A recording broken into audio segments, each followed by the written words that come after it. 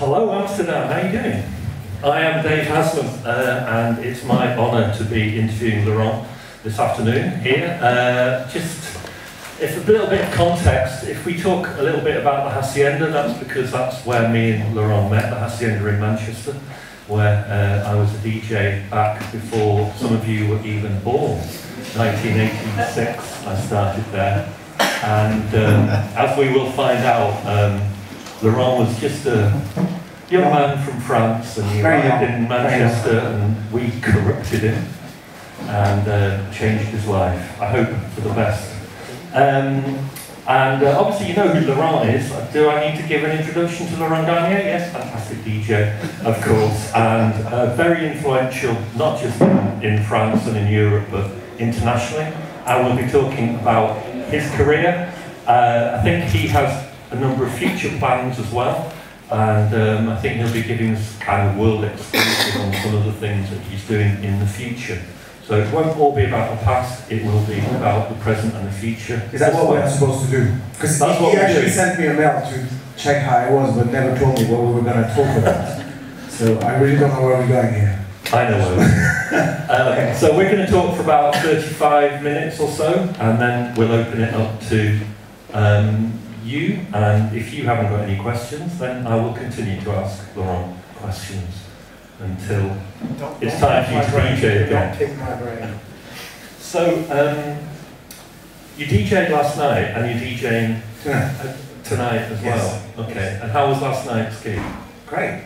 It was really good, really good. I mean, I played at the same party last year, and the venue is amazing. Really good.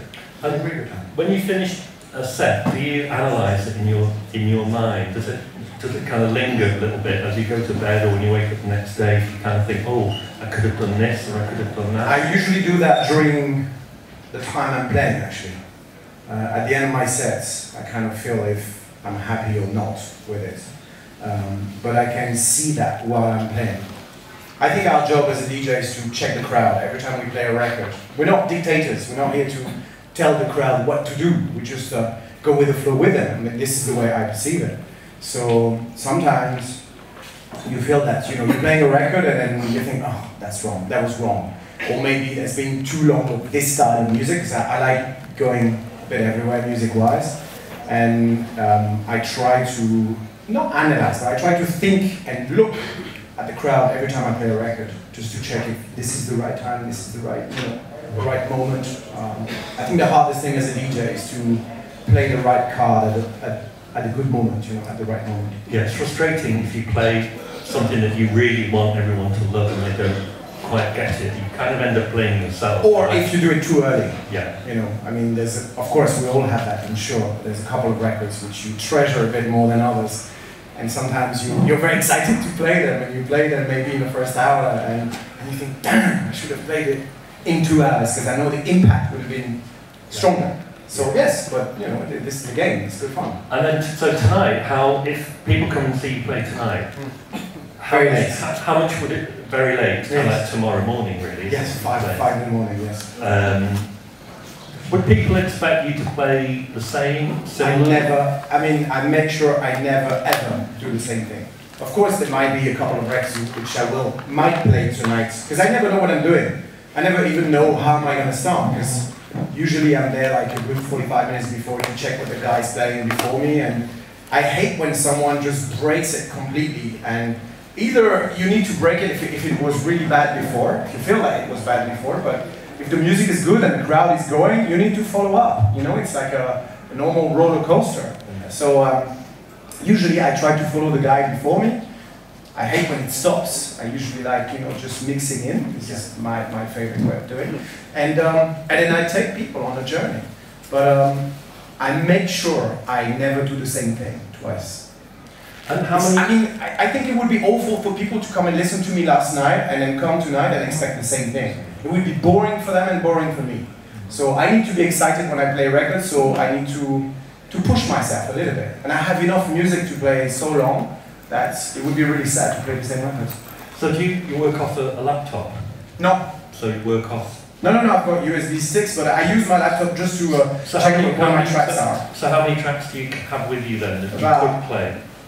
Oh, with me? Yeah. About 4,000, 5,000. Because, I mean, I have much more than techno. Yeah. I have enough to do, I don't know, 25 hours of punk and rock and whatever, but enough to do the same with funk, soul, reggae, disco. And then besides this, I think within techno and house, I have maybe 800 tracks in just one stick. So it's a lot of music. So you need to file them quite well, because otherwise you're lost. Because before, when we were playing vinyl, you know, we usually used to carry like 2 boxes of records. That's about 150 records. It's no more than that. So now you have 800, and you think, wow, that's what I was what the fuck is everything? Yeah. So I have a computer, and I'm just, you know, sometimes I know I have the track, but I'm not sure where I've put it. So I just check my computer. I mean, that's what I was going to say. I mean, that, in a way, you kind of the options. Is it sometimes too many options? Far too much. Play? Because obviously, back in the day, where you maybe have 150 tracks to choose from, you'd prepare before you went, and you'd have to do that edit before you went, isn't it? Yeah, but you can still do that now. It's a choice to use USB stick or vinyl or CDs. It's your choice. I mean, the great thing is now we have the choice. Why I'm using USB stick is because it suits my DJing better than anything else. Because I like looping whenever I feel like it, and then I like doing super long mix. So you know, I'm happier with USB stick. Because with CDs, it's not always precise, and then I haven't tried a tractor and stuff like this, but I'm very happy playing with sticks because it works for me. You know, it's just a way of DJing. You know, the kind of thing that happened. I was watching, I think it was Red Bull or Boiler Room yesterday. I was back in Manchester. I was watching Dave Haslam streamed live from somewhere, and obviously there was a kind of hot load of comments down the right-hand side. Not all of them, I have to say, particularly complimentary to Mr. Clark. But what I thought was, do you like doing those kind of things? Because it's very different, isn't it? When you DJ, as you say, in front of an audience, and you're looking at that audience, when you're interacting, and you're working with that, and then it's a very different experience to the experience that somebody sat watching something like Boiler Room or Mixmag or Red Bull Studios, and they're not there at that moment. They're not living that moment. It's very hard for the people outside to understand what happens inside, for sure. It's like listening to a DJ set that you're going to a room and then you're playing records and you play for, I don't know how long hours, and then you record it on a tape, or you record it on CD or on MP3, whatever. And then when you listen to it in your car, the perception is completely different. Because our job is to work with the crowd. It's a relationship with the crowd. So even though at one point we can maybe stop the music or do something a bit crazy, and it's just going to drive the crowd, crazy because it's the right time, it's the right moment. I'm sure if you listen to this in your car, you're going to think, he fucked up here. And it wasn't, it was just right there and then. So every time you're watching something from the outside, must be strange. That's why I never ever watch. I know I've done a Boiler Room last year in Holland or 2 years ago in Holland. I have a lot of feedback from this Boiler Room. But I've never ever watched it. I didn't want to. Because for me, it's outside the thing. I liked it because there was a lot of crowd and you have to go around with it. You have to work with it. Yeah, I mean, we touched on that Manchester thing. We go back, Laurent has written a book called Electroshock, which I don't know if any of you have read. Dave has written 4 books. Yeah, well, okay. Which I don't think any of you have read. You should, because they're really good. Currently it's in French, but hopefully it's going to be French, translation. German, Spanish, Japanese, Russian at the moment. And hopefully, my wife is a translator, so she's translated the book, and then it looks like we're going to sign it to an English publishing company. So hopefully, crossing finger. So I think this is going to happen. I think the book is going to be finally done in English. And in the book, you talk a lot about that. First, did you read the Japanese one? Which one did you read? I read the French one. No, I looked up my own name in the index, and I read the bits about me. Translation.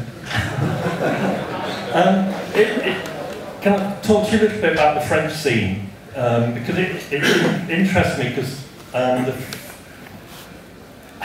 the stages that it went through, because obviously seems to me you were very integral, you and a few other DJs and clubs, you were really integral in getting the French scene where it got. when I first went over to Paris as a DJ, you know, which was 89, 90, there was a perception that there were clubs that were playing dance music. I mean, they were gay clubs, mostly they were gay clubs. And there was a perception that there was a bit of catching up to do. I don't know if that was just English arrogance or whether that was true. Right. So I wondered what were the stages that the scene went through, and can you tell us a little bit about the Rex and other early residences that you had? I think it really started to happen in France in '92 when it got out of gay clubs, because the beginning, since 1988, only the gay scene kind of accepted and liked house music. So I was, me and David Guetta as well, he was there at the beginning, and then some other DJs, and we were only catering in gay clubs. You know, we were only playing for a gay audience. So there was a little bit of straight people, but not very much. And then in '92, that was the first time where it kind of changed direction, and then some guys said, you know, they looked at what happened in England because of the raves, and they started organizing a lot of illegal parties and raves in places in the suburbs. This is where the straight scene and the music got much harder. That was the first turning thing. And that became quite big over the straight crowd. And then I think '96 was an important moment as well, which was the explosion of the French touch, the French scene with the Daft Punk and Cassius and all these people. And this is where some of the rave guys came back into clubs, and the music kind of got houseier. At the same time, in '96, we decided with Eric Moran, which is the guy I've been working with for a long time, when we had this label Fnac, and after that we had a label Coef Communication. This is when we decided to, again, go out of the raves and bring the music back in the clubs, and this is where I got very involved with the people from the Rex Club. At the time, the boss of the Rex was, he had enough with rock and roll, because it was a rock club. And I think he had enough with that, and he could really see that something was happening everywhere, you know, worldwide, because of techno. So he actually bought a brand new sound system, and he said to us, all right, my house is open, you know, come in and do what you want. And then he started to organize a lot of techno parties, and this club has become, over the last 20 or 25 years, it became the biggest, you know, Parisian techno place, basically.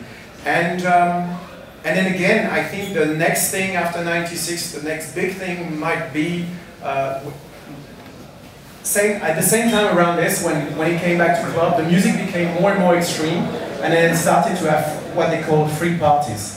So because the government was really against techno music, so it was really hard back then to organize anything. You know, every time that was the bad side of what happened because of the drugs. Everywhere you were trying to do a party, the government was just completely killing it. So the amount of parties which were cancelled and, you know, stopped by the police, it was really tough at this time. So this is where, again, at the same time, it came back to clubs because of that, but then some other people said, I don't want to go to clubs, you know, this is not for us. They went much more extreme within the music, and they were following Holland. Holland was really too gabber back then, so you had a lot of French DJs like Manuel Malin and people like this, which were coming to Holland a lot and importing this music in France, and this is where the raves became much more extreme. So clubs, and then after that, the change again came, I think, with Pedro Winter and Headbangers, where they started to really structure themselves, get manager, and where the DJ became the product, you know, a lot more about the package than the content. And then this happened for a long time, and then for the last 2 or 3 years, I think there's a brand new generation which didn't grow up in a family where there's vinyl, and they kind of looked at that thinking, but the objects and the involvement is important, you know. And one time, and I think we all lived that where we're living, but at one point we were talking to young guys, and they were saying music should be for free. It kind of became a normal thing for them. And I think the new generation kind of understood that if someone is working in his studio and, you know, taking maybe 2 weeks, 3 weeks, a month, or maybe 6 months to produce an album, it's a choice. And you as a listener, if this music is going to become important for you, maybe you need to invest a little bit on this guy, you know, to tell him, I like your music, so I'm going to buy your record, and you're important in my record collection. And I think you have this new generation which goes against the other generation, which thought music should be for free, films should be for free, everything should be for free. I think you have these new guys now that are coming back to vinyl, coming back to the actual to the object, as well as, you know, knowing what it is to get 20 euro out and to say, I want to buy a record because this is important, to get involved with the artist. And this is the new generation, so with this, a lot of people are starting new clubs. The scene is really exciting at the moment in France, it's not just Paris. Lots of new labels, lots of new DJs, very involved in the scene. You know, they kind of found a new way of fighting. Because we did fight for a long time to get to what we're doing now, to be lucky enough to be able to listen to music everywhere. It was a big fuck-off fight because no one wanted our music. And I think for the last 10 years, you know, the younger ones were thinking there's nothing to fight for anymore because it's all there. There's techno music everywhere. You go into any restaurant, any city around the world, there is a club playing that music. Why should we fight? Why should we fight for it? And I think they kind of found their new fights, and I found that quite healthy for the scene. Great answer. Sorry, it was a bit long.